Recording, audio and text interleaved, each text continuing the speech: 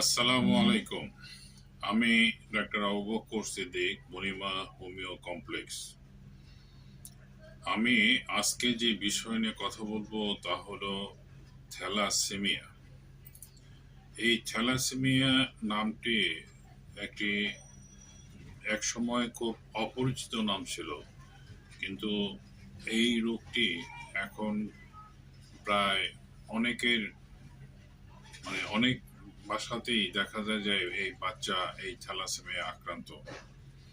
অবশ্য এটি আগে এই রোগটিকে রক্ত শূন্যতা হিসেবে ট্রিট করা হতো, কিন্তু চিকিৎসা বিজ্ঞানের উন্নতির ক্রমান্বয়ে এটি এখন থ্যালাসেমিয়া হিসেবে শনাক্ত।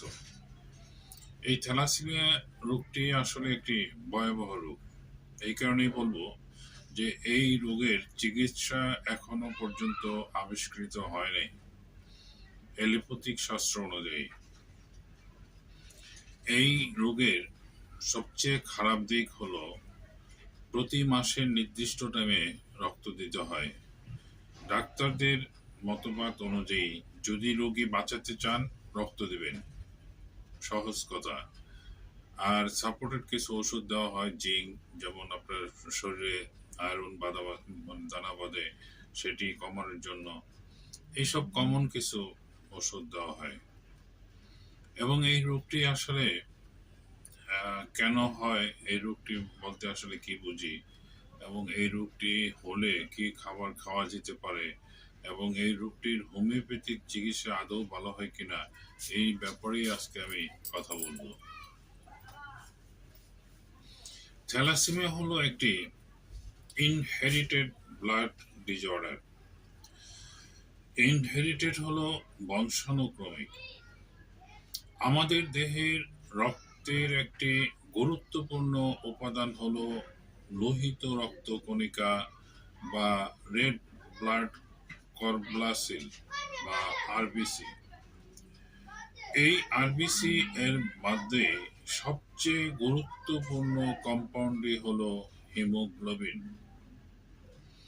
হিমোগ্লোবিনের কাজ হলো আমাদের দেহের অক্সিজেন ও কার্বন ডাই অক্সাইড ট্রান্সপোর্ট করা, অর্থাৎ ফুসফুস হতে অক্সিজেন নিয়ে আমাদের দেহের বিভিন্ন কোষে সরবরাহ করা এবং কোষের নির্গত কার্বন ডাই অক্সাইড ফুসফুসের মাধ্যমে দেহের বাহিরে নির্গত করা। থ্যালাসেমিয়া সম্পর্কে বিস্তারিত জানতে হলে হিমোগ্লোবিনের গঠন সম্পর্কে জানতে হবে। হিমোগ্লোবিনের সেন্টারে থাকে হিমোকেল আর সাইটে থাকে গ্লোবিন চেইন। এই গ্লোবিন চেইন দুই ধরনের হয়, আলফা গ্লোবিন চেইন এবং বিটা গ্লোবিন চেইন। হিমোগ্লোবিন তৈরির জন্য আলফা গ্লোবিন চেইনের জন্য 4টি জিন দরকার, আর বিটা গ্লোবিন চেইনের জন্য 2টি জিন দরকার। অর্থাৎ হিমোগ্লোবিন তৈরির জন্য মোট 6টি জিন দরকার পড়ে। কোনো কারণে এক বা একাধিক জিনের ত্রুটি থাকে তবে হিমোগ্লোবিন তৈরিতে ব্যাঘাত সৃষ্টি হয়, অর্থাৎ কম হিমোগ্লোবিন তৈরি হয়। এতে আমাদের শরীরে অক্সিজেনের ট্রান্সপোর্ট ব্যাহত হয়। ঠিক এইভাবে আমাদের শরীরে থ্যালাসেমিয়া গ্রো করে বা ডেভেলপ করে। থ্যালাসেমিয়ার বিভিন্ন টাইপের হয়। যদি আলফা থ্যালাসেমিয়ার ক্ষেত্রে একটি জিনের ডিফেক্ট হয় তখন সেই থ্যালাসেমিয়াকে আমরা বলি সাইলেন্ট ক্যারিয়ার। যদি 2টি জিনের ডিফেক্ট হয় সেক্ষেত্রে বলা হয় আলফা থ্যালাসেমিয়া ট্রিট। যদি 3টি জিনের ডিফেক্ট হয় তখন তাকে বলা হয় হিমোগ্লোবিন এইচ ডিজিজ। আর যদি 4টি জিনের ডিফেক্ট হয় তখন তাকে বলা হয় হাইড্রোস্পিটালিস্ট বিটা থ্যালাসেমিয়া। এই বিটা থ্যালাসেমিয়ার একটি জিনের ত্রুটি থাকলে তখন তাকে বলা হয় বিটা থ্যালাসেমিয়া ট্রেইট বা মাইনর বা বাহক। যদি দুইটি জিনের ডিফেক্ট হয় তাহলে তাকে বলা হয় বিটা থ্যালাসেমিয়া ইন্টারমিডিয়া বা মেজর। থ্যালাসেমিয়া হলে শরীরের অক্সিজেনের মাত্রা আসলে কমে যায় বলে শরীর দুর্বল হয়ে যায়, হাড় ভঙ্গুর হয়ে যায়। থ্যালাসেমিয়ার আগেই বলেছি যে থ্যালাসেমিয়া একটি রক্তের রোগ। এই রোগে আমাদের রক্তের মধ্যে আছে লোহিত রক্তকণিকা, তবে তার মধ্যে আছে হিমোগ্লোবিন। এই হিমোগ্লোবিনের বংশগত ত্রুটির জন্য গ্লোবিন চেনের সমস্যা দেখা দেয়, আর তার ফলে হিমোগ্লোবিন খুব ভঙ্গুর হয়ে যায় বা ভেঙে যায়, এবং রক্ত যখন তৈরি হয় হাড়ের ভিতরের মজ্জা থেকে, তখন তৈরি হওয়ার সময় থ্যালাসেমিয়া রোগে আক্রান্ত রোগীদের রক্ত ভেঙে যায় এবং রক্ত স্বল্পতা দেখা দেয়, অর্থাৎ অ্যানিমিয়া দেখা দেয়। তখন এই রোগীদের বাঁচিয়ে রাখার জন্য রক্ত দিয়ে বাঁচিয়ে রাখতে হয়। রক্ত দিয়ে বাঁচিয়ে রাখতে গেলে যে সমস্যাটি দেখা দেয় তা হলো শরীরে আয়রন বা লোহার পরিমাণ বেড়ে যাওয়া। শরীরে এই বাড়তি লোহা বা আয়রন শরীরের বিভিন্ন অঙ্গে, যেমন হার্ট, লিভার এ জমা হয়, যার ফলশ্রুতিতে হার্ট ফেলিওর, লিভার ফেলিওর সমস্যা দেখা দেয়। বোন মেরু ট্রান্সপ্লান্ট মাধ্যমে এই সমস্যার সমাধান করা যায়, কিন্তু এই প্রসেসটি প্রচুর ব্যয়বহুল। মুষ্টিমেয় কিছু জায়গায় সম্পূর্ণ হয় এই টেস্টটি। একজন সুস্থ লোকের প্রয়োজন হয় এই বোন মেরু ট্রান্সপ্লান্টে। একজন সুস্থ লোকের বোন মেরু ম্যাচিং করলেই এই অপারেশন সম্ভব, নতুবা নয়। থ্যালাসেমিয়া বাহক বিবাহ বন্ধনে আবদ্ধ হলে তাদের যে বাচ্চা হবে তাতে 25% সম্ভাবনা থাকে থ্যালাসেমিয়া রোগে আক্রান্ত হওয়ার। একজন থ্যালাসেমিয়ার বাহক এবং একজন সুস্থ ব্যক্তি বিবাহ বন্ধনে আবদ্ধ হলে তাদের যে বাচ্চা হবে তাদের থ্যালাসেমিয়া আক্রান্ত হওয়ার সম্ভাবনা নাই বললেই চলে। যদিও হয়, তবে থ্যালাসেমিয়া বাহক হতে পারে। থ্যালাসেমিয়া বাহক একজন সুস্থ মানুষের মতোই জীবনযাপন করতে পারে, তাদের কোনো চিকিৎসার প্রয়োজন পড়ে না। বিয়ের আগে থ্যালাসেমিয়া আছে কিনা তা পরীক্ষা করে জেনে নেওয়া উচিত, তাহলে আর থ্যালাসেমিয়া রোগে আক্রান্ত বাচ্চা হওয়ার সম্ভাবনা থাকে না। এ ব্যাপারে আমাদের সমাজের প্রত্যেকেরই সচেতন হওয়া উচিত। তবে আমি মনে করি এ ব্যাপারে সরকারের যথেষ্ট ভূমিকা থাকা উচিত। বিয়ের আগে রক্ত পরীক্ষা বাধ্যতামূলক করলে থ্যালাসেমিয়া আক্রান্ত বাচ্চা জন্মগ্রহণ রোধ করা সম্ভব। যেহেতু থ্যালাসেমিয়া জিনগত রোগ, অর্থাৎ থ্যালাসেমিয়া বংশগত রক্ত স্বল্পতা জনিত রোগ, তাই বিয়ের আগে পাত্র-পাত্রীর রক্ত পরীক্ষা করে একজন রেজিস্টার্ড ডাক্তারের ক্লিয়ারেন্স সার্টিফিকেট নিয়ে বিয়ে সম্পন্ন হলে থ্যালাসেমিয়া আক্রান্ত বাচ্চা জন্ম নেওয়া প্রতিরোধ করা সম্ভব। এখন আমরা যে বিষয় নিয়ে কথা বলবো তা হলো থ্যালাসেমিয়া কত প্রকারের হয়। থ্যালাসেমিয়া সাধারণত 4 প্রকারের হয়, যেমন আলফা, বিটা, গামা ও ডেল্টা। আবার থ্যালাসেমিয়া রোগের ধরন অনুযায়ী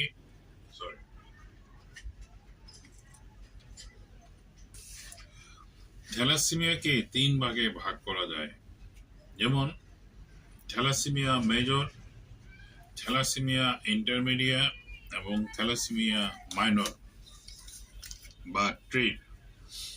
থ্যালাসেমিয়া মেজর হলো থ্যালাসেমিয়া আক্রান্ত রোগী বলতে থ্যালাসেমিয়া মেজরকে বোঝায়। দুইজন বাহকের মিলনেই থ্যালাসেমিয়া আক্রান্ত বাচ্চার জন্ম হয়। বাচ্চার বয়স 2-3 মাস হলেই থ্যালাসেমিয়া মেজর বোঝা যায়। বাচ্চার মধ্যে রক্ত শূন্যতা দেখা দেয়, খাবারে অরুচি দেখা দেয়, চেহারা ফ্যাকাশে হয়ে যায়। তখন পরীক্ষা করে বাচ্চাকে রক্ত দিতে হয় এবং তার নির্দিষ্ট সময় পর পুনরায় রক্ত দিতে হয়, অর্থাৎ যতদিন বাঁচার ততদিন নির্দিষ্ট সময় অন্তর রক্ত দিয়ে যেতে হয়। থ্যালাসেমিয়া মেজর রোগের বৈশিষ্ট্যই হলো নির্দিষ্ট সময় অন্তর রোগীকে রক্ত দেওয়া। রক্ত না দিলে রোগী পর্যায়ক্রমে মৃত্যুর মুখে পতিত হয়। থ্যালাসেমিয়া ইন্টারমিডিয়া, এই ধরনের রোগীকে মাঝে মাঝে রক্ত দিতে হয়, সেটা 3 মাস হতে পারে, আবার 1 বছর হতে পারে। নির্দিষ্ট কিছু নিয়ম মেনে চললে এই ধরনের রোগীর খুব একটা সমস্যা হয় না।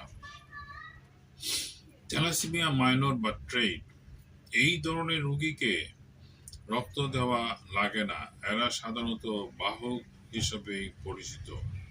পরীক্ষা না করলে অনেক সময় এরা নিজেরাও বুঝতে পারে না সে থ্যালাসেমিয়ার বাহক। থ্যালাসেমিয়া বাহকের কোনো চিকিৎসার সাধারণত প্রয়োজন পড়ে না, কিন্তু প্রতিকূল পরিবেশের কারণে শরীরের বিভিন্ন অত্যাচার হলে থ্যালাসেমিয়া ইন্টারমিডিয়েট বা থ্যালাসেমিয়া ট্রেইটও থ্যালাসেমিয়া মেজরে আক্রান্ত হতে পারে। তার প্রমাণ হিসাবে আমি একজন রোগী পেয়েছি, যে রোগীর 27 বছর বয়স, ওনার 2 ছেলে মেয়ে, না সম্ভবত 3 ছেলে মেয়ে। এই পর্যন্ত ওনার কোনো শারীরিক অসুবিধা বা থ্যালাসেমিয়ার কোনো লক্ষণ বা কোনো চিকিৎসার প্রয়োজন পড়ে নাই, কিন্তু হঠাৎ উনি অসুস্থ হয়ে পড়েন এবং পরীক্ষা করে জানা যায় উনি থ্যালাসেমিয়া মেজরে আক্রান্ত। এখানে প্রশ্ন হলো যে থ্যালাসেমিয়া মেজর সাধারণত জন্মের পর থেকেই 2 থেকে 3 মাস পরই রক্তের প্রয়োজন হয় বাচ্চাকে বাঁচিয়ে রাখার জন্য। তার মানে উনি 27 বছর, ওনার লাইফ হিস্ট্রি থেকে বোঝা যায় উনি 27 বছর থ্যালাসেমিয়া মেজরে আক্রান্ত ছিলেন। যে কোনো কারণেই হোক, সেই কারণটি অজ্ঞাত, সেই কারণে উনি থ্যালাসেমিয়া মেজরে ডাইভার্ট হন এবং উনি এক সময় আমার চিকিৎসায় আস্তে আস্তে উনি আবার বাহকে চলে যান বা ট্রেটে চলে যান। এখন ওনার আর চিকিৎসার প্রয়োজন পড়ে না বা রক্ত দেওয়ারও প্রয়োজন পড়ে না। এইভাবে আপনি যদি আসলে থ্যালাসেমিয়া ট্রেট বা বাহক হন, তাহলেও আপনি ডাক্তারের পরামর্শে থাকা উচিত, কারণ আপনিও যে কোনো মুহূর্তে থ্যালাসেমিয়া মেজরে ডাইভার্ট হতে পারেন। থ্যালাসেমিয়া মেজর হতে পারে যেমন আমার এই যে রোগীর কথা বললাম, এছাড়াও আরো অনেক রোগী পাওয়া যায় যেটি এরকম নজির আছে। আমাদের দেশে বিটা থ্যালাসেমিয়া রোগী বেশি পাওয়া যায়। বিটা থ্যালাসেমিয়া আবার অনেক ভাগে বিভক্ত, যেমন E beta thalassaemia, haemoglobin S disease, haemoglobin E disease, haemoglobin D disease ইত্যাদি। থ্যালাসেমিয়া কোনো সোয়াসে রোগ না বা ইহা কোনো ক্যান্সারও নয়।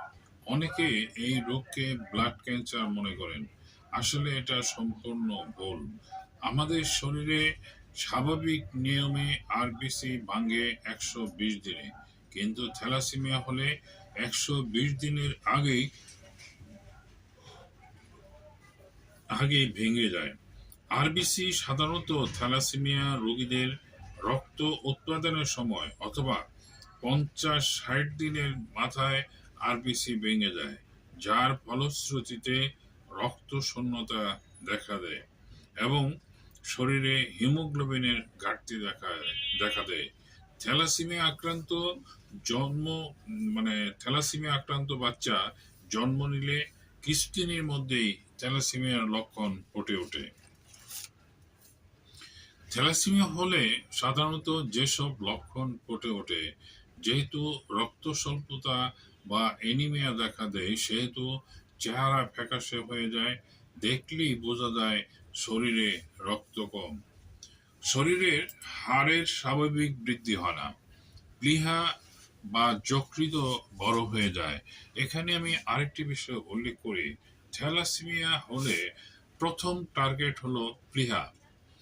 এই প্লীহাটাকে আস্তে আস্তে করে বড় হয় এবং শক্ত হয়, এবং এই প্লীহা শক্ত হওয়ার কিছুদিন পরেই আপনার লিভার বা জন্ডিস এইসব সমস্যা দেখা দেয়। আমি থ্যালাসেমিয়া রোগীদের আরেকটি বিষয় উল্লেখ করতে চাই যে আপনারা থ্যালাসেমিয়া রোগীর প্রস্রাব পায়খানার দিকে একটু নজর দিবেন। কারো কারো মানে থ্যালাসেমিয়া রোগী দেখা যায় যে ইন্টারনাল ব্লিডিং এর কারণে অনেক সময় পায়খানা কালো হয়। আর কালো হলে বুঝবেন যে আপনি আহ, পায়খানার সাথে রক্ত যাচ্ছে, বা প্রস্রাব যদি লাল টকটকে হয় তাহলেও বুঝে নিতে হবে যে প্রস্রাবের সাথে রক্ত যাচ্ছে। তখন এগুলির আলাদা ওষুধ হতাশ হওয়ার কিছু নাই, এগুলি আলাদা ওষুধ খেলে ঠিক হয়ে যায় বা প্রস্রাবে রক্ত যাওয়া বন্ধ হয়ে যায়। আমাদের শরীরের হাড়ের স্বাভাবিক আসলে বৃদ্ধি হয় না থ্যালাসেমিয়া রোগীদের। প্লীহা ও যকৃৎ বড় হয়ে যায়, অনেকের শরীর অনুযায়ী পেটটা বড় হয়ে যায়, মনে হয় পেটে পানি আসছে। শরীরের বিভিন্ন অঙ্গে আয়রন জমা হয়, এর কারণে এসব অঙ্গে এইসবের কারণে শরীরের স্বাভাবিক গঠনটা ব্যাঘাত ঘটে, এবং যার জন্যই থ্যালাসেমিয়া রোগীদেরকে আসলে দেখলেই বোঝা যায় এরা থ্যালাসেমিয়া আক্রান্ত। আরেকটি বিষয় হলো যে এই রোগটি অনেক দিন যখন এই থ্যালাসেমিয়ার রোগটি বহন করে, আপনি রক্ত দেওয়ার পরেও দেখা যায় যে তাদের শরীরের গঠনটা ঠিকমতো হচ্ছে না, মাথাটা বড় হয়ে যাচ্ছে, পেটটা বড় হয়ে যাচ্ছে, চেহারাটা হলুদে ফ্যাকাশে ভাব ফুটে উঠতেছে। আসলে এসব দেখলে সব বাবা মার একটু মন খারাপ হয়ে যায়, এবং তারা হতাশে নানান জায়গায় ছোটাছুটি করে। আহ, এইসব না করে আমি বলবো যে তাদেরকে হোমিওপ্যাথিক চিকিৎসার আশ্রয় নিতে, কারণ হোমিওপ্যাথিক চিকিৎসা এমন একটি চিকিৎসা যেটি একটি পরিপূর্ণ চিকিৎসা, এবং এইটি গ্রহণ করার ফলে আপনার যেগুলি লক্ষণ আমি একটু আগে উল্লেখ করলাম সব লক্ষণই আপনার চলে যাবে। যেমন প্লীহা বড় ঠিক হয়ে যাবে, আপনার জন্ডিস হয়েছে সেটাও ঠিক হয়ে যাবে, আপনার রক্ত শূন্যতা দেখা দিচ্ছে সেটাও ঠিক হবে। এবং যেটা পারবে না সেটা হলো যে রক্ত ভাঙ্গাটা, যে রেস্টটা, এটা হয়তো এখনো পর্যন্ত বন্ধ করার মতো ঔষধ আবিষ্কার হয় নাই, কিন্তু সেটাকে কমানো যায়, মাত্রাটা কমানো যায়। যেমন ধরেন আপনার রক্ত ভাঙতেছে 6, আপনার প্রোডাকশন হচ্ছে 5, ফলে কি আপনার ওই 1 মাইনাস হচ্ছে, মাস শেষে দেখা যায় আপনি রক্ত শূন্যতা দেখা দিচ্ছে। এখানে ওষুধ নিয়মিত খাওয়ার ফলে যে আপনার যে রক্ত শূন্যতা 5, সেটা রক্ত উৎপাদন সেটাকে আপনার 7-8 করা যায়। ফলশ্রুতিতে একসময় দেখা যায় যে আপনার রক্ত আর কমতেছে না, এবং আস্তে আস্তে করে আপনি একসময় দেখা যায় যে আপনার রক্ত যে হারে দিতেন, যেমন মাস শেষে রক্ত দিতেন, সেটা হয়তো মাস শেষে না দিয়ে 1.5 মাস পরে দিচ্ছেন, পরের মাসে 2 মাস পরে দিচ্ছেন। এভাবে অনেক রোগী, অসংখ্য প্রমাণ আছে যারা মোটামুটি রক্ত দিতেন প্রতি মাসে, তারা এখন 6 মাস পরে দেন, 3 মাস পরে দেন। এমনও রোগী আছে রক্ত দেওয়া লাগে না, এমনও রোগী আছে যাদের এখন 10-এর উপরে হিমোগ্লোবিন আছে, তাদের রক্ত দেওয়া প্রয়োজন পড়ে না। যেমন আমার এক রোগী দেখা গেল যে তাদেরকে আমি ওষুধ দিচ্ছি, ওষুধ দেওয়ার পরে হয়তো 6 মাস পরে উনি হিমোগ্লোবিন চেক করে দেখলেন যে ওনার 7.25 না কত এরকম। তো উনি আমার সাথে বললেন যে হ্যাঁ 6 মাস ওষুধ খাওয়ালাম, হিমোগ্লোবিন তো বাড়তেছে না। আমি বললাম যে 6 মাসে কি আগে 6 মাসে কি আপনার রক্ত দিচ্ছেন? না স্যার, আপনার তো ওষুধ খাওয়ার পর থেকে তো আমি রক্ত দিই না। তো এইটা আসলে রোগীর গার্জিয়ানরা বুঝতে একটু অসুবিধা হয় যে আমি যে ওষুধ খাওয়ার পরে আগে যেখানে প্রতি মাসে রক্ত দিতাম, সেখানে আমি এই 6 মাসে একবারও রক্ত দিলাম না, আমার হিমোগ্লোবিন কম হলো দেখে আপনি বেশ অসন্তুষ্ট হলেন। এটা আসলে একবার বুঝতে হবে যে ওষুধ খাওয়ার পর তো আপনি 6 মাস যে রক্ত দিলেন না, এটাই তো একটা বড় বোনাস। রক্ত দেওয়াটা তো কোনো ক্রেডিট না। আর রক্ত দেওয়া যে কতটুকু পেরেশানি, কতটুকু কষ্ট, এটা আসলে যারা দেয় তারাই বুঝতে পারে। কারণ গ্রুপ ম্যাচ করা, রক্ত কালেকশন করা, ডোনার কালেকশন করা, এইসব নানাবিধ অনেক জটিলতা আছে, যারা রক্ত দেয় তারাই আসলে ভালো বলতে পারবে। শরীরে স্বাভাবিক বৃদ্ধিটা এই থ্যালাসেমিয়ার কারণে হয় না। অনেক রোগীর মাথা বড় হয়ে যায়, অনেক রোগীর ডায়াবেটিস দেখা দেয়, অনেক রোগীর শরীরে বিভিন্ন গ্রন্থিতে পানি জমে, আবার অনেক রোগীর শরীর বা পেট পড়ে যায়। নির্দিষ্ট সময় অন্তর অন্তর বাড়তি আয়রন না বাহির করলে রোগীর অবস্থা খারাপ হতে থাকে। থ্যালাসেমিয়া রোগী অনেক সময় জন্ডিসে আক্রান্ত হন। এই জন্ডিসের থাকার কারণে শরীরের গ্রোথটা ঠিক মতো হয় না, শরীরটা ফ্যাকাশে দেখা যায়, প্লীহা ফুলে যায়, দাঁতের গোড়া দিয়ে রক্ত পড়ে, প্রস্রাবের রাস্তা দিয়ে রক্ত পড়তে পারে, মাসিক ঘন ঘন হতে পারে, হালকা জ্বর থাকতে পারে, প্রস্রাবের রাস্তা অনেক সময় প্রস্রাবের রাস্তাও ইনফেকশন হয়ে যায়, শরীরটা কালো রেশ উঠতে, শরীরে কালো রেশ উঠতে পারে। এইরকম নানা উপসর্গ দেখা দেয়।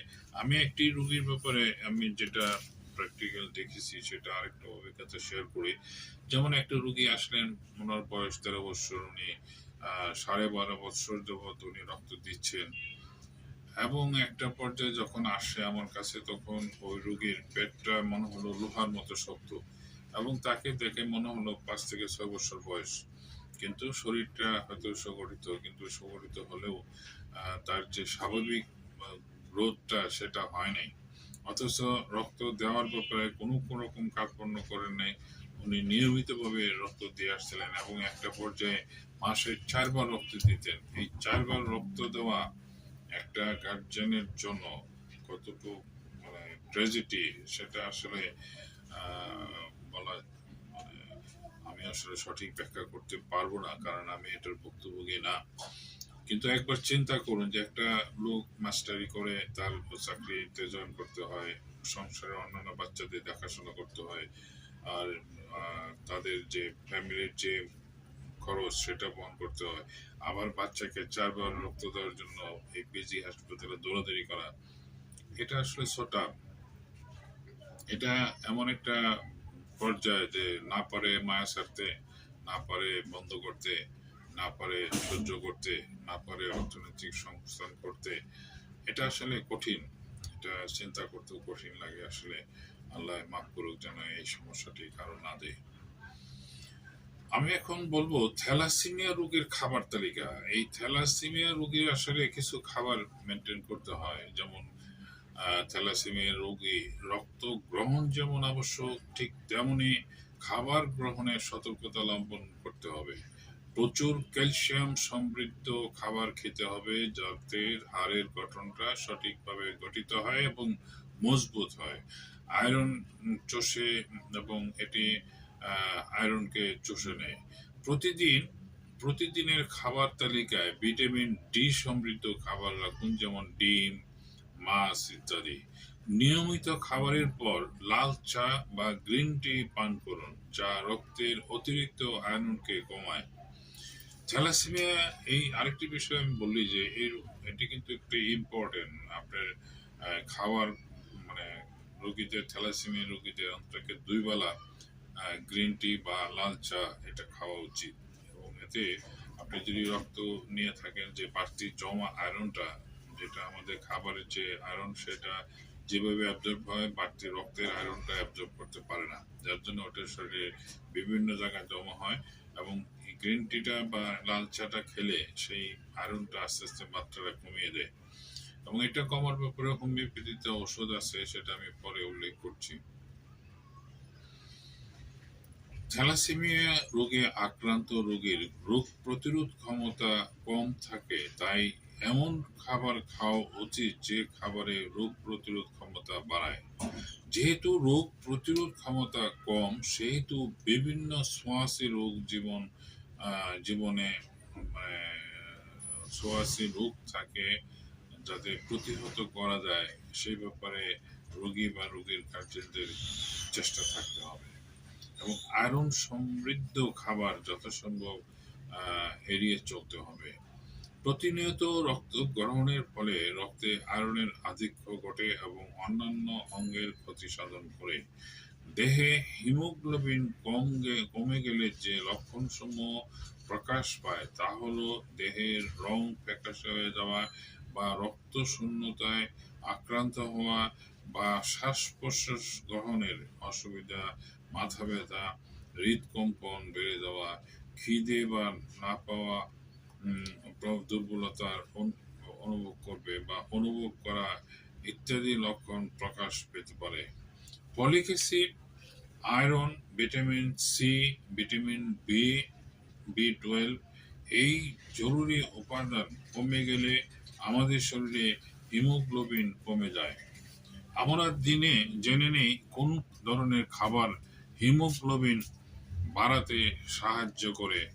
এই ফলিক অ্যাসিড হিমোগ্লোবিন তৈরির জন্য একটি গুরুত্বপূর্ণ উপাদান। সুতরাং এই হিমোগ্লোবিন বাড়ানোর জন্য ফলিক অ্যাসিড যুক্ত খাবার খাওয়া উচিত। আসুন দেখে নিই কি কি খাবারে ফলিক অ্যাসিড থাকে। প্রতিদিন খাবারের সাথে শাকসবজি খাওয়া উচিত, এতে প্রচুর পরিমাণে ফলিক অ্যাসিড থাকে। Chicken liver, mutton liver, broccoli, কলা, বাদাম, এইগুলি আমাদের ফলিক অ্যাসিড তৈরিতে যোগান দেয়। এগুলি নিয়মিত খেলে হিমোগ্লোবিন বৃদ্ধি পাবে। খেজুর, বেদানা, তরমুজ, আমলকি ইত্যাদি ফলগুলি নিয়মিত খেলে হিমোগ্লোবিন বৃদ্ধি পাবে। বিশেষ করে প্রতিদিন একটি করে আপেল ও বেদানা খেলে আমাদের শরীরে হিমোগ্লোবিন বৃদ্ধি পাবে। হিমোগ্লোবিন তৈরির জন্য ভিটামিন সি প্রয়োজন, তাই আমাদের পালং শাক বা ক্যাপসিকাম, লেবু ইত্যাদি খাবারগুলি খাওয়ার ব্যাপারে আগ্রহ থাকতে হবে। এবং পাকা পেঁপে, স্ট্রবেরি, আঙ্গুর প্রভৃতি ফল হিমোগ্লোবিন বাড়াতে সাহায্য করে। বিট ফলের রস খেলে হিমোগ্লোবিন বাড়ে। বিট ফলটি নিয়ে একটু কথা বলি, কারণ বিট ফলটি আসলে একটু খেতে একটু কষ্টকর। এটি জুস আকারে খাওয়াটা সবচেয়ে উত্তম। এটি জুস আকারে খাওয়ার সময় আসলে খুব একটা কষ্ট হয় না, কিন্তু তরকারি করে খেলে এটি দেখা যায় যে তরকারিটা আসলে, আমি অবশ্য নিজে খেয়ে দেখেছি যে একটু খাইতে একটু অসুবিধা লাগে। তবে সবচেয়ে উত্তম ফল পাওয়ার জন্য বিট ফলটা জুস আকারে, এবং এটার সাথে পারলে এক দুইটা গাজরের টুকরো মিশিয়ে এটাকে জুস করে খেলে উত্তম ফল পাওয়া যায়। এখন আলোচনা করব থ্যালাসেমিয়া থেকে মুক্তির উপায় বা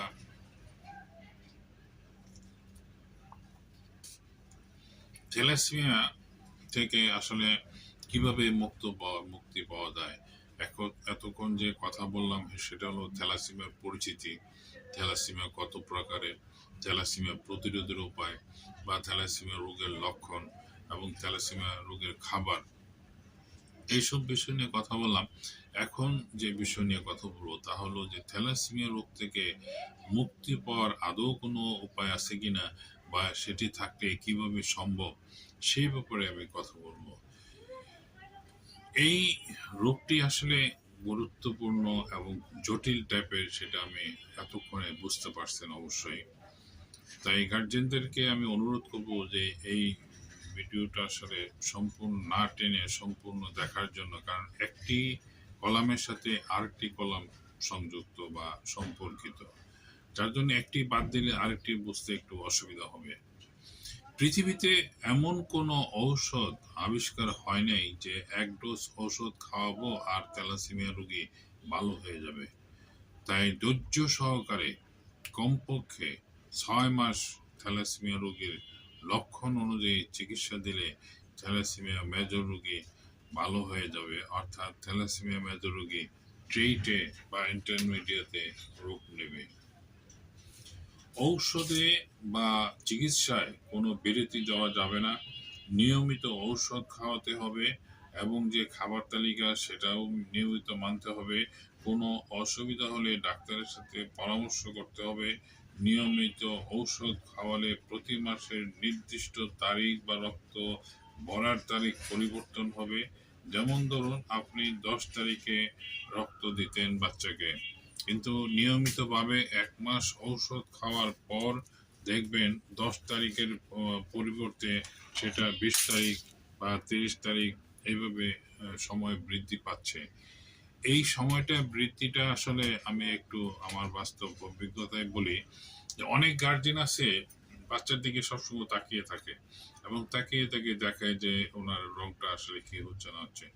মানে তার মানে কি একটা নির্দিষ্ট টাইমে আসার সাথে সাথেই রক্ত যাওয়ার জন্য অস্থির হয়ে যান। কিন্তু আগে তো হিমোগ্লোবিন মাত্রা দেখবেন, তারপর ডিসিশন নেবেন রক্ত দেবেন কিনা। এমনও দেখা যায় যে নিয়ে গেছে, হয়তো দেখা গেল যে রক্ত কত সেটাও বলে নাই। তা রক্ত দেওয়ার পরে দেখা যায় যে রোগী জানতে পারলো যে তার বাচ্চার হিমোগ্লোবিন ছিল 8 কত সাম। এই পর্যায়ে আসলে আপনার রক্ত দেওয়ার কোনো প্রয়োজন নাই। আমরা আসলে 6-এর নিচে হলো ডেঞ্জারটা দূরে, 7 কিংবা 6.6 কিংবা 7 এই পর্যায়ে আসলে আমরা রক্ত দিতে বলি নতুবা বলি না। কারণ আপনাকে তো ওষুধ দেওয়ার পর আপনার শরীরকে চেষ্টা করতে হবে রক্ত তৈরি বৃদ্ধির জন্য। আর আপনি যদি শরীরে কিছু অভাব হলেই আপনি বাহির থেকে রক্ত দেওয়া শুরু করেন, তাহলে তো শরীর আপনাকে সেই পরিমাণ সাপোর্ট আপনাকে দেবে না। আর শরীর সবচেয়ে বড় কথা হলো যে আপনার বাচ্চা দুর্বল হচ্ছে না, সম্পূর্ণ সুস্থ, খাওয়া দাওয়া ঠিক মতো করতেছে, গ্রোথ হচ্ছে ঠিক মতো, তার মুভমেন্ট সব কিছু স্বাভাবিক, কোনো রকম কোনো অসুবিধা নেই, তাহলে আপনি রক্ত দেওয়ার জন্য অস্থির হবেন কেন? আপনার বাচ্চা সুস্থ আছে কিনা সেটা আগে খেয়াল করবেন। এটা আসলে আমি আপনাকে বোঝাইতে পারতেছি না, কিন্তু এখানে বুঝতে হবে যে বাচ্চার ভিতরে শরীরের রক্ত উৎপাদনটা বাড়াতে হলে তাকে সুযোগ দিতে হবে, এবং অন্যান্য অসুখ বিসুখ যেটা যদি কোনো রকম দেখা দেয় সেটাও ডাক্তারের সাথে পরামর্শ করতে হবে। এবং সেটা পরামর্শ অনুযায়ী সবচেয়ে ভালো হয় যা আপনার বাচ্চা যখন রক্ত দেওয়ার প্রয়োজন হবে তখন আপনার পরীক্ষা করে ডাক্তারের সাথে পরামর্শ করবেন যে আমি রক্ত দেব কি দেব না। তখন আপনার বাচ্চার অন্যান্য সুবিধা অসুবিধা সব ডিটেল জেনে ডাক্তার হয়তো আপনাকে বলবে যে আপনার রক্ত দেওয়া প্রয়োজন না প্রয়োজন না। এটি আমি মনে করি সব গার্জেনের ডাক্তারের সাথে পরামর্শ করে রক্ত দেওয়া উচিত। যেমন আমি এটা বাস্তবতা থেকেই অনেক মানে গার্জেন সেটা করে বলে ব্যাখ্যা করে দিলাম, কারণ হলো যে তারা আহ, যারা রক্ত পড়ে তাদেরকে পরীক্ষা করার পরে 10-এর নিচে, তাদের যুক্তি হলো 10-এর নিচে থাকলেই রক্ত দিতে হবে। আর আমাদের যুক্তি হলো যে আমরা যেহেতু ওষুধ দিচ্ছি, আবার সব ধরনের পদের ওষুধ দিচ্ছি, যেখানে তার শারীরিক গ্রোথের ওষুধ দিচ্ছি, তার লিভার ঠিক রাখার জন্য ওষুধ দিচ্ছি, প্লেয়ার স্বাভাবিক হওয়ার জন্য ওষুধ দিচ্ছি, আপনার এই রক্ত প্রোডাকশন বাড়ার জন্য ওষুধ দিচ্ছি, রক্ত যাতে কম ভাঙে সেটার ওষুধ দিচ্ছি, প্রতিটা সাইটের ওষুধ যাচ্ছে, এবং এনার্জেটিক থাকার জন্য ওষুধ দিচ্ছি, পাশাপাশি রোগ প্রতিরোধ ক্ষমতা বৃদ্ধির জন্য ওষুধ দিচ্ছি। তো প্রতিটা সাইটের ওষুধ খাওয়ার পরে আপনি এত অস্থির হবেন কেন রক্ত দেওয়ার জন্য? আপনি একটু দেখেন আপনার বাচ্চা অসুবিধা আছে কিনা, সেটা মুভ করেন, তারপর আপনি ডিসিশন রক্ত। কারণ রক্ত দেওয়াটা আসলে কোনো বাহাদুরি বা সম্মানের কিছু না, এটা রোগীকে আসলে মানে বাঁচিয়ে রাখা। ন্যাচারালি রক্ত তৈরি হওয়ার চেয়ে ক্ষতিকর হলো রক্ত দেওয়া। অবশ্য রক্ত আমি না করতেছি না, কিন্তু রক্ত দিবেন সেটা রক্তর যে লক্ষণ আছে, যে লক্ষণগুলি কতগুলি কমন কিছু লক্ষণ আছে, সেটা হলো যেমন আপনার একটু জ্বর জ্বর বা জ্বর থাকে, বাচ্চা একবারে দুর্বল, চেহারা ফ্যাকাশ হয়ে গেছে, বাচ্চা সকালে ঘুম থেকে উঠতে পারে না, খাওয়ার রুচি চলে গেছে, কেন কেন করে, অসহ্য, ছটফট, অস্থিরতা, এইসব কিছু লক্ষণ উঠলে তখন বুঝবেন যে আপনার বাচ্চা রক্ত শূন্যতা দেখেছে। তখন আপনি ডিসিশন নেবেন যে না আপনার রক্ত দেওয়ার প্রয়োজন।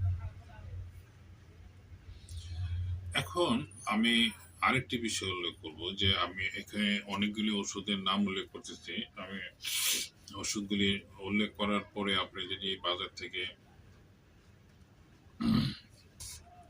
ওষুধ কিনে সেবন করান, আমি বলতেছি না রোগী ভালো হবে না, কিন্তু এখানে একটু জটিলতা আছে। সেটা হলো যে আপনার এই রোগটির ওষুধ সেবনের পর কিছুটা চেঞ্জ আসে।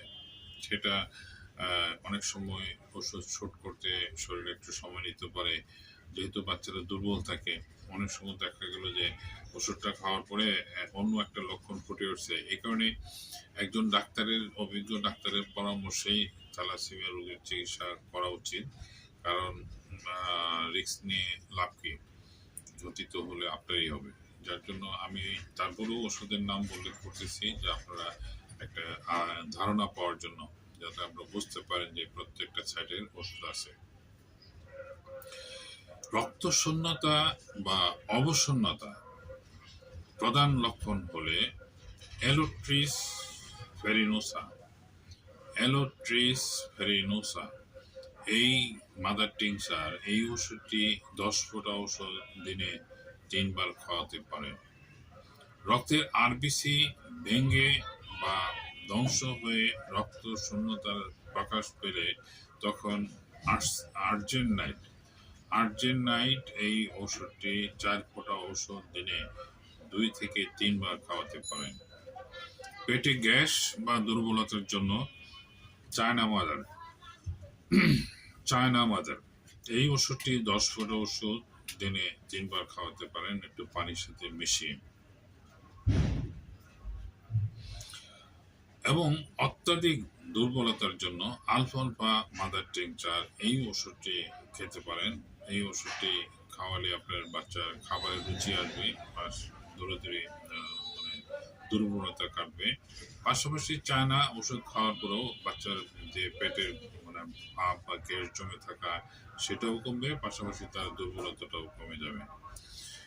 এর জন্য আবার যে অন্যান্য যে লক্ষণগুলি আছে, যেমন এটা আসলে আপনার যখন চিকিৎসা নেবেন তখন আপনার বাচ্চার ডাক্তারের সাথে বর্তমান যে কি অসুবিধা আছে সেই লক্ষণগুলি আপনার খোলামেলা বলতে হবে যে আপনার বাচ্চার এই অসুবিধা আছে, সেটির জন্য আরো কি ওষুধ দেওয়া যেতে পারে।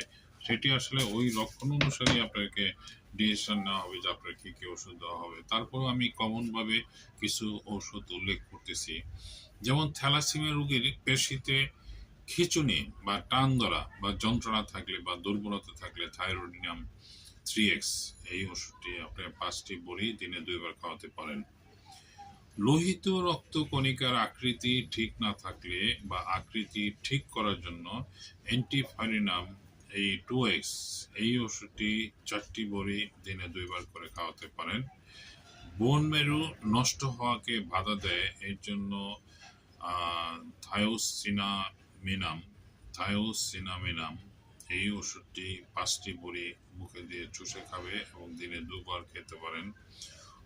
লোহিত রক্তকণিকার অস্বাভাবিক বৃদ্ধিকে বাধা দেয় এবং থ্যালাসেমিয়া রোগীর প্লীহা শক্ত হওয়া রোধ করে, এর জন্য আর্সেনিক অ্যালবাম এই আর্সেনিক অ্যালবাম ওষুধটি 4 ফোঁটা ওষুধ দিনে 2 বার খাওয়াতে পারেন।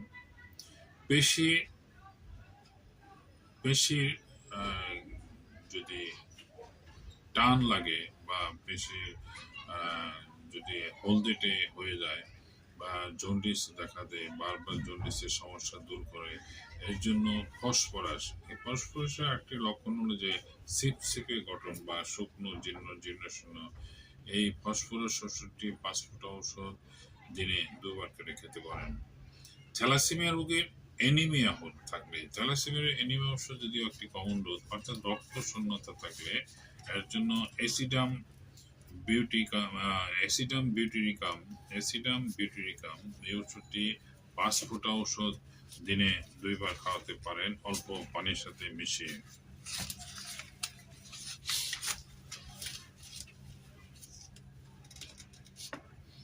লোহিত রক্ত কণিকা ও হিমোগ্লোবিন কমতে থাকলে এর জন্য বাড়াতে সাহায্য করে ক্যালকেরিয়া আর্সেনিকাম এই ওষুধটি বা ক্যালকেরিয়া আর্স এই ওষুধটি খাওয়ার নিয়ম হলো 5 ফোঁটা ওষুধ অল্প পানিতে মিশিয়ে দিনে 2 বার সেবন করবেন।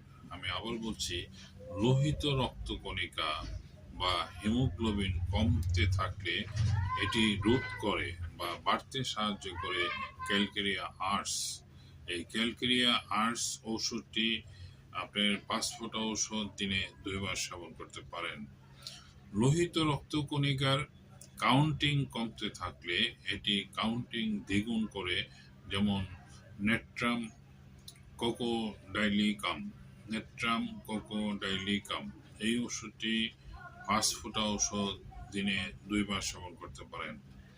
রক্ত পাল্টানোর সময় সীমা বাড়াতে সাহায্য করে, লোহিত রক্তকণিকা নষ্ট হওয়া রোধ করে, এর জন্য লেকোসিস 200 এই ওষুধটি 5 ফোঁটা ওষুধ অল্প পানিতে মিশিয়ে দিনে 2 বার সেবন করতে পারেন।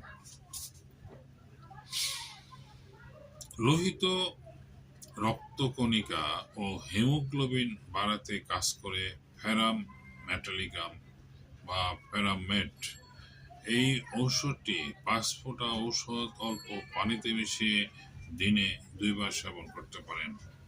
অ্যাসিটিক অ্যাসিড প্রসূতি রক্তশূন্যতায় ইহা কার্যকরী। বিভিন্ন রোগের কারণে রোগী রক্তহীন বা ফ্যাকাশে হয়ে থাকলে এই ওষুধটি খুবই উপযোগী। গ্লিসারিন সাংঘাতিক রক্তশূন্যতা ইহা সর্বশ্রেষ্ঠ ঔষধ। ইহার কার্যকারিতা অতিশয় উৎকৃষ্ট। বিশুদ্ধ গ্লিসারিন ১ চামচ বা পাতিলেবুর রস ২ চামচ এইভাবে মিশিয়ে প্রতিদিন দিনে ২ বার সেবন করতে পারেন। এর পরবর্তী যে ওষুধটি বলবো তা হলো গ্রাফাইটিস। রোগী বা রোগিনী দেখতে বেশ সুন্দর, মোটাসোটা, মোটেই বল পায় না, রক্তহীন, নখ মলিন, পাংশুবর্ণ, চোখের পাতা ভারী ইত্যাদিতে এই ওষুধটি কার্যকরী।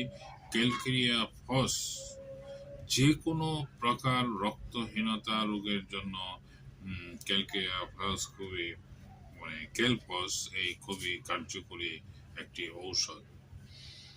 এছাড়া BC1 বায়ো কম্বিনেশন বা BC1 হলো বা বায়োপ্লাজিন 1 বা রোগীর যে কোনো কারণেই রক্তশূন্যতা হোক না কেন এই ওষুধটি খুবই উৎকৃষ্ট একটি ঔষধ। আলফালফা রক্তশূন্যতা দুর্বলতায় ইহা কিছুদিন সেবন করলে শরীরের কর্মশক্তি বা বল শক্তি বৃদ্ধি পায়, দুর্বলতা দূর হয়, হজম শক্তি বৃদ্ধি পায় এবং ক্ষুধা বাড়ে। এই আলফালফা অবশ্য কয়েকটি ফর্মে পাওয়া যায়। জার্মানি শোয়েব কোম্পানির আছে, রেকোয়েক কোম্পানির আছে, ইন্ডিয়ান আছে, এরপর বাংলাদেশি তো আছেই এবং বিভিন্ন মাদার টিনচার ফর্ম এই ওষুধটি পাওয়া যায়। লেসিথিন মাদার বা 3X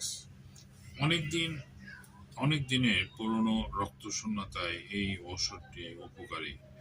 আর্জেন্ট নাইট আরবিসি ভাঙ্গার ফলে যে দুর্বলতা আসে তা কাটার জন্য আর্জেন্ট নাইট ওষুধটি কার্যকরী।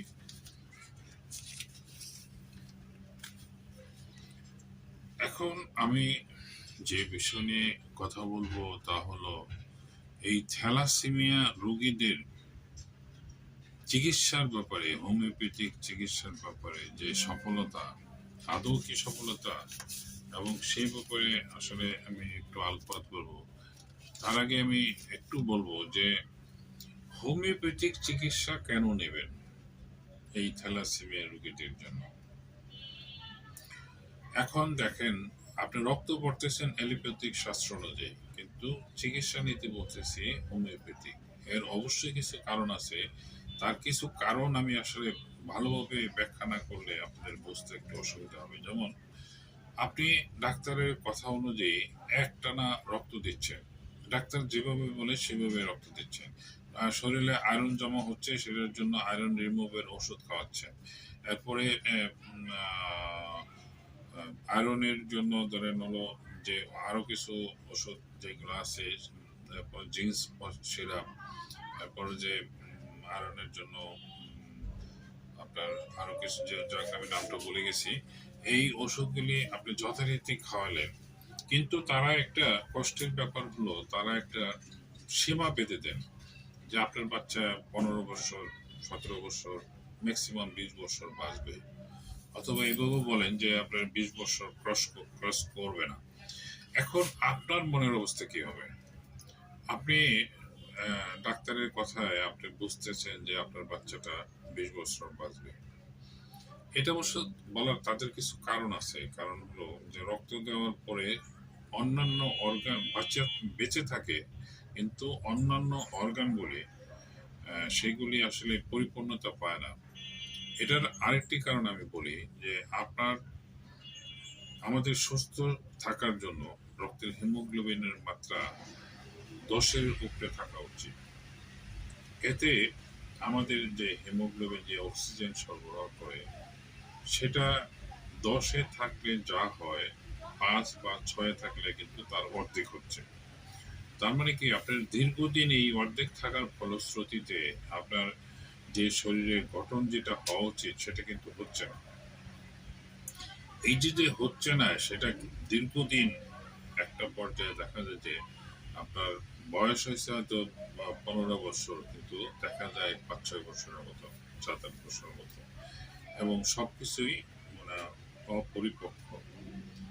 মাথাটা বড়, পেটটা বড়, লোহার মতো শক্ত, জন্ডিস, চোখ হলুদ, ফ্যাকাশে চেহারা, এবং দুর্বলতা, শ্বাস নিতে পারে না, লিভার শক্ত, নানান রকম জটিলতা, মানে পায়খানা করতে পারে না, প্রস্রাবে রক্ত যায় বা পায়খানা রাস্তা রক্ত যায়, নানান রকম জটিলতা দেখা দেয়, যার ফলশ্রুতি একসময় মৃত্যু।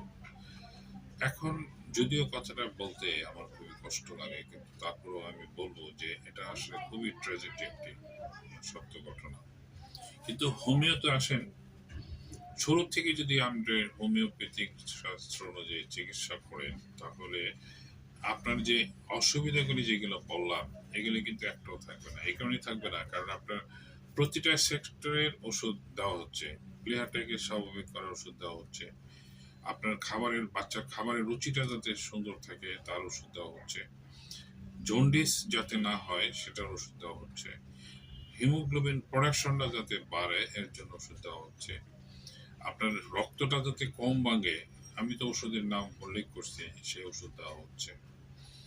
এরপর আপনার স্বাভাবিক গ্রোথটাকে ঠিক রাখার জন্য আপনার যেমন সোয়েব কোম্পানির আলফালফা কিংবা যে কোনো দেশেরই আলফালফা সিরাপটা দিই, যেটা আপনার শারীরিক রোগ প্রতিরোধ ক্ষমতা বৃদ্ধি করে, বলবর্ধক করে, বা শরীরের গ্রোথটা ঠিক রাখে, ব্যালেন্স ঠিক রাখে। এর পাশাপাশি আপনার শিশুর বা আপনার বাচ্চার যে কোনো লক্ষণের চিকিৎসা হোমিও শাস্ত্র অনুযায়ী সম্ভব, এটা আপনার বিশ্বাস করতে হবে। অনেক সময় আমি নিজেও অবাক হয়ে যাই, দেখা গেল যে একটা রোগীর বড় ভাই ডায়াবেটিসে আক্রান্ত, এবং এবং দেখা যায় যে উনি হাঁটুতে একটা পড়ার জন্য একসময় পাটা 3 থেকে 4 বার কাটার পরে একসময় তার মৃত্যু। তারই ছোট ভাই সেই ডায়াবেটিসের রোগী, এবং পায়ের একটা জায়গায় পোড়া হয়েছিল প্রায় 2 বছর আগে। সেই পোড়াটার জায়গাটা যখন আমার কাছে আসে তখন দেখি যে টোটাল প্রায় 6 ইঞ্চি জায়গা কালো হয়ে গেছে। তার মানে কি, কালো হওয়াটা মানে এটার নিচের কোষগুলি মৃত হয়ে গেছে, এবং মৃত হয়ে আস্তে আস্তে এটা আপনি পর্চনের পর্যায়ে চলে গেছে। ওনাকে আমি 3 মাস চিকিৎসা করলাম, পোড়াটাও সম্পূর্ণ শুকিয়ে যায় এবং কালোটাও ভালো হয়ে যায়। এতে কিন্তু আমি নিজেও একটু সারপ্রাইজড হয়ে যাই যে আসলে আমরা এই পড়াশোনা করার আগে আমরাও কিন্তু, আমি নিজেও কিন্তু এত এত ডিটেলস জানতাম না, বা এটার যে একটা আছে মানে অলৌকিক ক্ষমতার মতো কাজ করে সেটা আমরা নিজেও বিশ্বাস করতাম না। কিন্তু এখন বাস্তবে প্র্যাকটিক্যাল রোগীর চিকিৎসা করতে গিয়ে দেখি।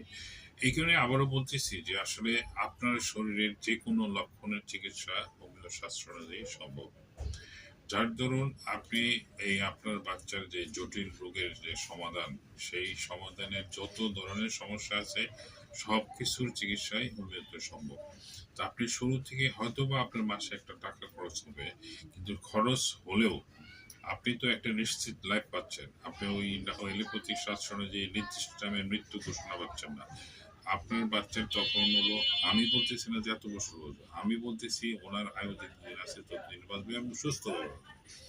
একজনের মৃত্যু তো কেউ ঠেকাতে পারবে না, কিন্তু অন্য 10টা বাচ্চা যেভাবে বড় হচ্ছে, যে রেশিওতে খাবার খাচ্ছে, যেভাবে পড়াশোনা করতেছে, আপনার বাচ্চা তার চেয়ে কোনো অংশ কম থাকবে না, এইটুকু নিশ্চয়তা আমি দিতে পারি। কারণ আমার চিকিৎসাধীন অনেক রোগী আছে যারা এখন কলেজে পড়ে, এমন রোগী আছে যারা প্রতি মাসে রক্ত দিত, এখন আর রক্ত দেওয়া লাগে না, এমন রোগী আছে যারা প্রতি মাসে রক্ত দিত, এখন 6 মাস পর পর দেয়।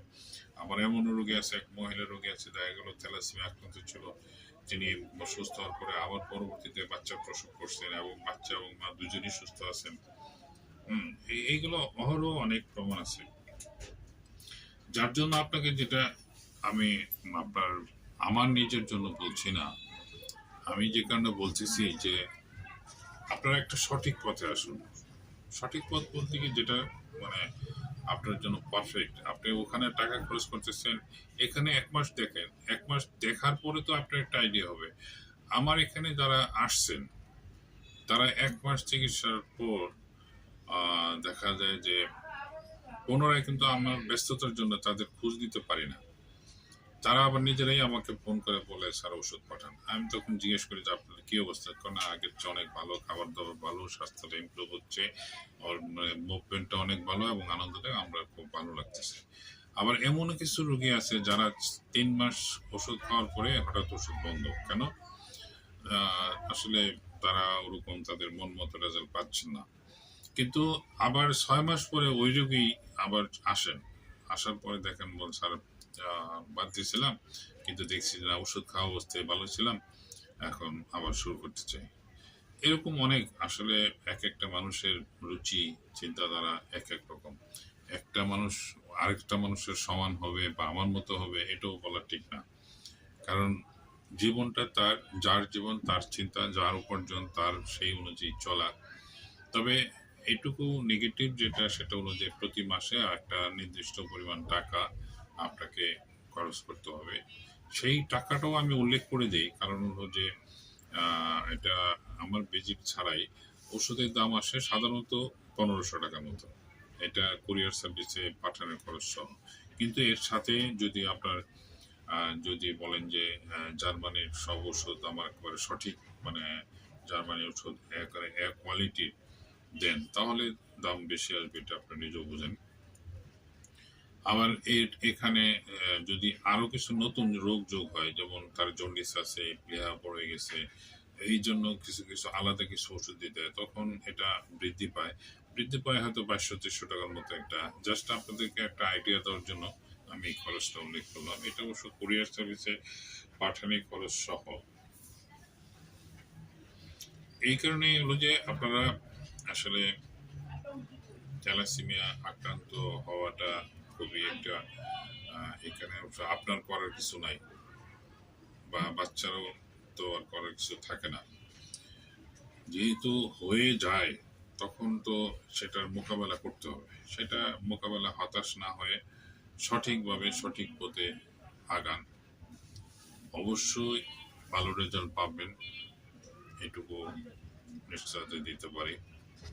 আর সবচেয়ে যে বিষয়গুলি সেগুলি হলো যে এখানে থ্যালাসেমিয়া রোগীর মাদেরকে একটু কষ্ট করতে হয়, কারণ নিয়মিত ওষুধটা খাওয়াতে হয়, প্রায় 1 ঘন্টা পর পর হয়তো ওষুধ দিতে হয়, এবং 2-3 দিন পরে আপনার চেঞ্জটা বুঝতে পারেন। আমি বলতেছি না 1 মাস ওষুধ খাওয়ার পর বুঝতে পারবেন, আপনি 3 দিন পর থেকেই, যে বাচ্চা ওষুধ খাচ্ছে 3 দিন পর থেকেই আপনার পরিবর্তনটা আপনার চোখে পড়বে। যেমন তার খাবারের রুচি আসবে, তার মুভমেন্টটা ভালো লাগবে, তার যে ঝিমুনি ভাবটা সেটা চলে যাবে, এবং তার যে ঘুম হতো না, হয়তো ছটফট করতো, সেটা ঘুমটা ভালো হবে, এবং তার প্রস্রাব পায়খানা যদি সমস্যা ছিল সেটাও আস্তে আস্তে ঠিক হয়ে যাবে, এবং তার যে ভিতরে যে উচ্ছলতা সেটা আসবে।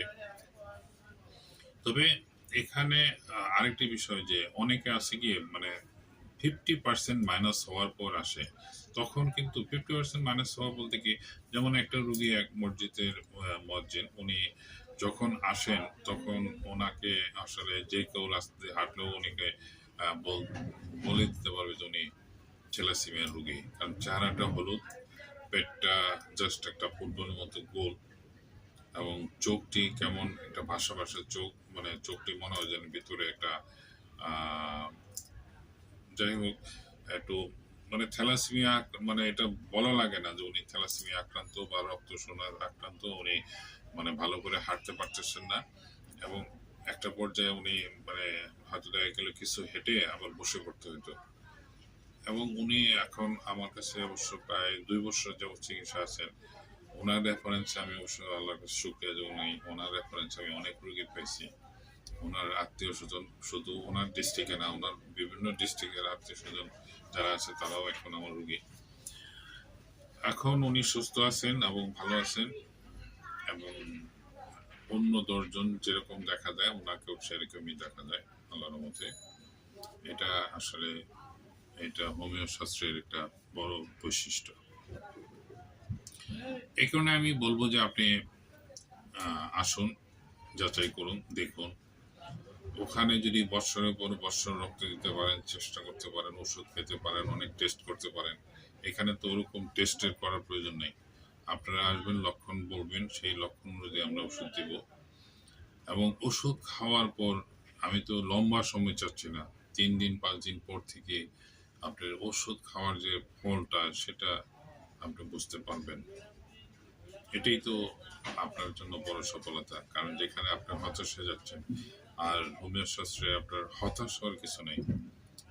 আমি আবারও বলছি, হতাশ হবেন না, এই রোগ হয়েছে মেনে নিন এবং শুধু ভাবুন যেটা দেওয়ার মালিক আল্লাহ এবং সুস্থ করার মালিক আল্লাহ। সুতরাং এখানে জাস্ট হলো আমরা মাধ্যম ওসিলা, সেই অনুযায়ী আমরা আমাদের শাস্ত্রের সফলতার ব্যাপারটাই আমি উল্লেখ করলাম। এবং যারা এই ভিডিওটা একটু লম্বা হয়ে গেছে তারপরেও আমি বলতেছি যে আপনারা আপনাদের বাচ্চাদেরকে হোমিওপ্যাথিক চিকিৎসা অনুযায়ী চিকিৎসা করান। আর আমার সাথে পরামর্শ করতে চাইলে আমার মোবাইল নাম্বার 01733162976। এই নাম্বারটি আসলে ডাক্তার আবু বকর সিদ্দিক সেভ করলে এই নাম্বারটি হোয়াটসঅ্যাপ ইমো দুইটাই পাবেন। তখন যারা দূরের রোগী, যারা আসতে পারে না, তাদের জন্য হয়তো বাচ্চার ভিডিও কল বা বাচ্চার ভিডিও করে বাচ্চার ছবি বা কি কি প্রবলেম হচ্ছে সেগুলা, কারণ অনেক বাংলাদেশে বিভিন্ন প্রান্ত থেকেই রোগী আসে, কিন্তু অনেক জায়গায় আছে অনেকে ব্যস্ত থাকেন, আসতে পারেন না। তো আর বিকল্প হিসাবে দেখা যায় যে আপনি হোয়াটসঅ্যাপ ইমোতে আপনার বাচ্চার একটা ভিডিও করবেন এবং বাচ্চার পেটের একটা ছবি দেবেন, চোখের একটা ছবি দেবেন, জিহ্বার একটা ছবি দেবেন এবং পাশাপাশি আপনার দাঁড়ানো অবস্থায় তার স্বাভাবিক একটা ছবি দেবেন। আর অন্যান্য কাগজপত্র যে পরীক্ষা নিরীক্ষা করেছেন সেগুলোর ছবি দেবেন।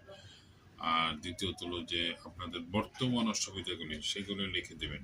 এতে কি হবে, আমার একটা আইডিয়া হবে এবং সেই অনুযায়ী আমি আপনাকে ওষুধ কুরিয়ার আপনার অ্যাড্রেস দিতে গেলে আপনার নাম, মোবাইল নাম্বার, থানা, জেলা এটি উল্লেখ করবেন এবং হোয়াটসঅ্যাপের মধ্যে দিয়ে রাখলে আমি যখন আপনার ওষুধটা রেডি করবো এটি এখানে লিখে আপনার কুরিয়ারে পাঠিয়ে দেবো এবং সেখানে আপনার কন্ডিশনে আপনার ওখান থেকে পেমেন্ট দিয়ে ওষুধ পেমেন্ট দিয়ে আপনার দিতে পারবেন। আপনার আসলে অনেক কথাই বললাম, এর জন্য দুঃখিত। আজকে আমি থ্যালাসেমিয়া নিয়ে কিছু জাস্ট একটু ধারণা দেওয়ার চেষ্টা করলাম, এর চিকিৎসার ব্যাপারেও কিছু কথা বললাম এবং এটি কেন হোমিওপ্যাথিক চিকিৎসা নেবেন সেই ব্যাপারে আমি জোর দিলাম যে এটা আসলে অনেকেই আছেন যাদের সামর্থ্য আছে এবং তারা ম্যাক্সিমাম দেখা যায় তারা এলোপ্যাথিক শাস্ত্র অনুযায়ী তারা হাঁটে, কিন্তু এক সময় যখন বৎসরের পর বৎসর চলে যায় তখন হতাশ হওয়ার পরে কিন্তু যখন হোমিওতে আসতে চান কিন্তু আসলেও তখন দেখা যায় অনেক সময় নষ্ট হয়ে যায় এবং তাই বাচ্চার যে গঠনটা চেঞ্জ হয় সেটাকে স্বাভাবিক করতে প্রায় 5-6 মাস চলে যায়। যার জন্য এটা শুরু থেকেই ডিসিশন নেওয়া উচিত। কারণ যেমন ফেনীতে একটা রোগী আছে যে এখন বাচ্চার হিমোগ্লোবিন হলো 10, আমি লাস্ট রিপোর্ট হলো 10.25। ওনার রেফারেন্স আমি অনেক রোগী পেয়েছি, ওনার কাছে শুকরিয়া প্রকাশ করি, আল্লাহর কাছে শুকরিয়া প্রকাশ করি এবং উনি এখন থ্যালাসেমিয়া পারপাসে ওষুধ খাওয়ার প্রয়োজন পড়ে না, জাস্ট ওনাকে এই সর্দি কাশি কিংবা একটা সুস্থতার জন্য কিছু ওষুধ হয়তো আমি ওনাকে প্রতি মাসে পাঠাই, জাস্ট হলো একটা অবজারভেশনে রাখা আর কি। তো ঠিক আছে, ভালো থাকেন। আসলে আপনার অনেক বিরক্ত করলাম। আমার ভিডিও দেখার জন্য আপনাকে অবশ্যই ধন্যবাদ জানাচ্ছি। যদি আপনার ভিডিওটা সামান্য উপকারে লাগে তাহলে আমাকে লাইক দিয়ে রাখবেন এবং সাবস্ক্রাইব করে রাখবেন। আপনাদের কাছে দোয়া চেয়ে আমি আজকে এখানে শেষ করছি। আপনাদের সুস্থতা কামনা করে আল্লাহ হাফিজ। ভালো থাকুন, সুস্থ থাকুন।